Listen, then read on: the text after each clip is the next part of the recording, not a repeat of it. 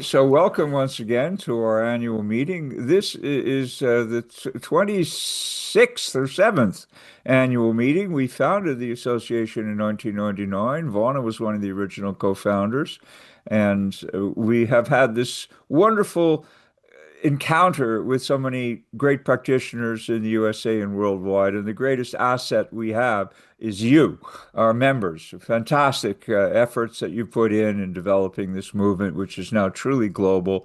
We're thin on the ground, but we're everywhere except Antarctica.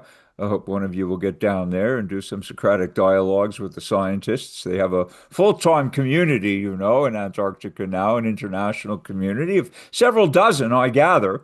And I know people take cruises down there from South America and do photography and set foot on the ice. But I think they need some philosophical practice. So that's the only continent on which we're yet to be represented. And of course, soon we'll have the possibility of taking it to other planets where it's probably needed as well. But in any case, thank you so much, all of you, for being part of this. It's really wonderful to be interacting with you. Zoom is advantageous for us because we can bring people in from every time zone. When we come to New York and do things live, of course, it's a little bit more restrictive because of the associated travel costs and hotel costs and so forth. But we hope to do a mixture in the future of more live events, because they're great and there's nothing like being in the same room with people as opposed to the same virtual space. We all know the difference, but I'll bet many of you are working online with clients nonetheless. I know that I am, and many of us are. So we could have the best of both worlds, hopefully. Just a couple of announcements and just a bit of current events. And if anybody wants to add something, that's fine. But I just wanted to let you know that philosophical practice continues to grow worldwide, and particularly in China and India and Arabia. There are all kinds of interests. And South Africa. We have a special issue. Hopefully it will come together, but we have a special issue of our journal coming out. The current issue's in the press, and you will all be notified when it's published. But the special issue for our November volume is going to be about a conference on philosophical counseling that's taking place soon in South Africa, organized by some practitioners there. So we will hope to gain some insights on the way in which this unfolds on the tip of Africa. I'm sure it'll be very interesting for all of us, and certainly those of you who have not subscribed to our journal. I'm, now putting on the editor's hat and plugging it. I think it's a really valuable organ. People who want to stay on top of the field can gain insights from all the contributions. So anyway, and some of the contributions today will be featured in the current edition or indeed in future editions. So that's a little bit about Africa and the journal.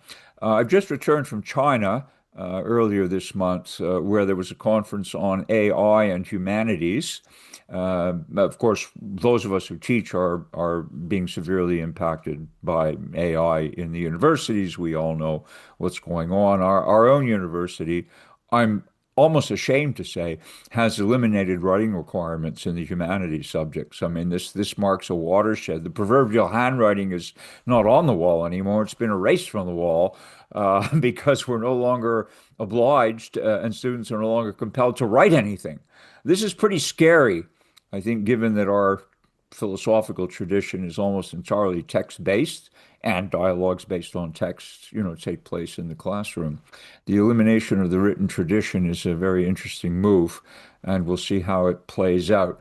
But we're all coping with AI and AI plagiarism in writing. Some of us are using it as a research tool. I think it was Rick, you said to me a few months back that people who are afraid, people need not be afraid, to paraphrase you, of AI taking their jobs. I think people need to be concerned about someone who uses AI better than they do taking their job. And that's an insight as well. Uh, we have a lot going on in East Asia. Last year, the Chinese and Koreans and some Japanese practitioners, primarily China and Korea, collaborated to form the East Asian Society for Philosophical Practice, strengthening their hand across that region. China is already well developed, Korea well developed. Japan, they do philosophy for children, not that much counseling, but they do have a lot of dialogues going on. And Taiwan also has philosophical practice. And of course, so does Hong Kong and the Hong Kong Society. Yvonne and I have been there to train them several times, not since the pandemic, however, but they're still active. So there's a lot going on in China as well. They're conducting experiments with AI. Some of you know Professor Ding at Xiaojun Ding, with whom we did an agora some months back, is spearheading a project at Xi'an Jiaotong University to train and experiment with the Confucian bot, which draws from the Analects and other ancillary texts to offer philosophical counseling to Chinese students who are presently research subjects. And they've been doing this very extensively, focused on Confucius. They've done a lot of uh, quantitative research in terms of statistical analysis of outcomes. Of course, most of it is subjective reporting by, as usual, by the subjects. Nonetheless, they're doing what amounts to an evidence-based study, which is as thorough as any of the psychological evidence-based studies that are similarly done. And they're finding that people are helped to a certain extent. And I think that it's a kind of placebo effect because, of course, these things these creatures or entities are emotionally inert. They have no personhood, they have no memory, they have no identity, they have no soul. But they do help. People find them helpful at times. I don't think we need to worry. I think psychologists need to worry. I think that's for psychology, psychotherapy maybe a canary in this coal mine. I'm not sure what's going to happen long term, but we'll see. Meanwhile, as you know, APPA has also incorporated a gallery of AI bots on our website. We offer limited free use.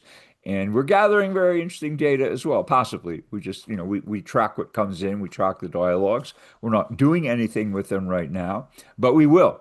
And we're going to be adding a slew of new bots in the near future to kind of flesh out the team. We'll have Plato, we'll have Buddha, we'll have some others of note, and I'm sure more people will access them. So this gives us simply research potential to see what kinds of issues people bring and to see what kind of advice, if any, or what kind of perspectives the bots are able to share with them and how useful, if at all, it is. So far, we've had a couple of positive reviews. So we're not embracing it, but we're not holding it at arm's length. I mean, it's here to stay, and we need to find a way to coexist and possibly collaborate with these technologies. Okay. Now, as far as other developments are concerned, next month or toward the end, end of July, early August, David Sumiaker has organized a conference in Mexico. I think some of you may be implicated. I'll be there for sure. And it's David always does a wonderful job. He's a great pioneer in Latin America and more recently in Europe. Very young and dynamic character who is a great exemplar of philosophical practice, a tremendous organizer, and a pioneer in his own right. So some of you, Shanti, you've been there. You know him, and many of you have met David at international events. Speaking of which, the next international conference on philosophical practice, the ICPP, is going to take place in Finland next year. And I think the dates have been announced around mid-June. They'll be up on our site soon. Pia Huni, who is head of the Finnish Society for Philosophical Practice, might be here, or she might be joining us a bit later. I've been in touch with her, so I'll give her an opportunity to make an announcement if and when she arrives. But I think they're well underway. This will be in Helsinki. And so we'll have the pleasure of visiting Finland, and I hope to see many of you there. There has not yet, to my knowledge, been a call for papers issued, but I'm sure that there will be in due process, in due course. And it would be wonderful to see some of you over on the other side. I don't know if Finland's part of Scandinavia, if I should say that. Maybe not, but it's certainly across the bay, from Sweden. And accessible very easily by ferry and other means. So it's a wonderful area in the summer. They have very long days, at this time of year, and it would be great to see some of you in Helsinki and parts thereabouts. So that's just a bit of an overview of some of the latest things that are going on to our knowledge. And I hope if you have news, if you do anything with journalism, if you do anything with interviews, anything on a podcast, if you are talking about philosophical practice to any kind of media, please send us a link. We'll get it up on the site so we can share with our membership what other members are doing. We're always interested in your activities and we want to keep abreast of them. Okay. So, Vaughn, would you like to just say a welcome to everyone? And before we get going with Ang, who I now see in the house, please unmute yourself. Welcome, everybody. I'm so glad to see some old friends and some new friends here. Um, I hope will see many of you in Finland. I plan to go, which may be a bit ambitious for me because I've had some health problems this year, but I plan to go anyway. Uh, so anyway, I look forward to hearing more about your work, and I know we have some wonderful papers coming up. So with more ado, I'll turn it over. Without more ado, turn it over to Lou to start. Okay. Thanks, Vaughn. We'll get you back in the chair for the second round after the Okay. initial break. Rick, would you like to say a word of welcome? Sure. Thanks, Lou. It's good to see everybody likewise. Great to be here. What Lou neglected to mention is that he asked me to be the managing editor of the journal, and so I've read a number of the papers that will be presented on today. So I'm really excited to be in the Q&A for those. One other announcement, Lou.